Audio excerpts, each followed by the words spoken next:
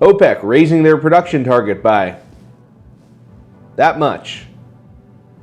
Not great for energy. Coming up here in the Jog.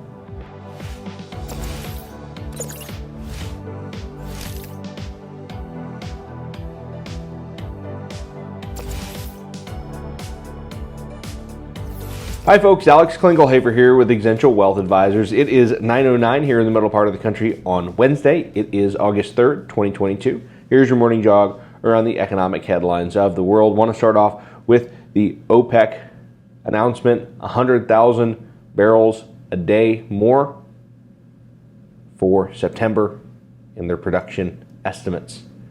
That's not a lot. Of course, Joe Biden went over to Saudi Arabia just last month to request more oil be dumped on the world market. The U.S. is currently releasing like 1 million barrels a day from its strategic petroleum reserve to somehow try to keep oil prices down.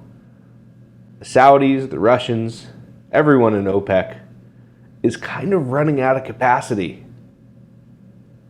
It's not great for the world economy. If you are looking for a reason to be bearish on a go-forward basis, it is not slowdown in consumer sentiment. Consumers are great. You go to a restaurant, you go to an airplane, everything's packed. Energy prices and the inability of the U.S. to keep a lid on them via the Strategic Petroleum Reserve is going to be something we're talking about in Q3, in Q4, and on a go-forward basis. Really what the government of the U.S. needs to do is get frac crews out en masse. And that's not easy because guess what? They have product material shortages too.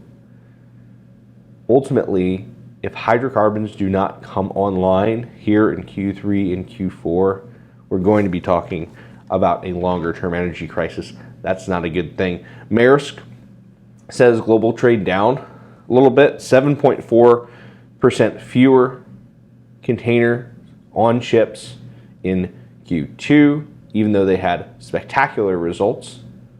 Of course, shipping rates remain high due to bottlenecks, but that's sort of not a great way to raise profits. You just want more containers, right? Not less at higher rates. On a go-forward basis, global trade, are we seeing a slowdown in globalization? Are we seeing a little bit less trade? Yeah, that's the likely outcome of the rebound from coronavirus and inflation of all these things. Let's talk about Ford before we get you off to a nice Wednesday. Look at this number from Ford. New vehicle sales in July from a year ago, 36.6% rise. That's a lot of additional cars, folks. When you look at, are we in a recession? Are we not? Technically, yes. Maybe not real versus inflation. Look at consumer demand. It continues to be strong. People continue to spend.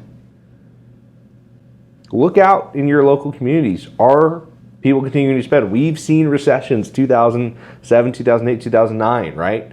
We've seen people in job lines, thousands of people long. That is not the case right now. We have some inflation. The Fed is fighting it with rates.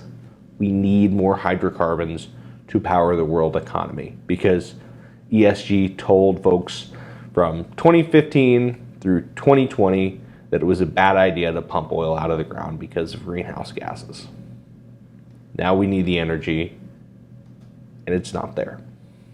That is what you need to be afraid of, not consumer spending. If you want some additional info throughout the week, feel free to find me on the internet. I am out there. Till then, hope you and your family have a really good rest of your Wednesday. I am out.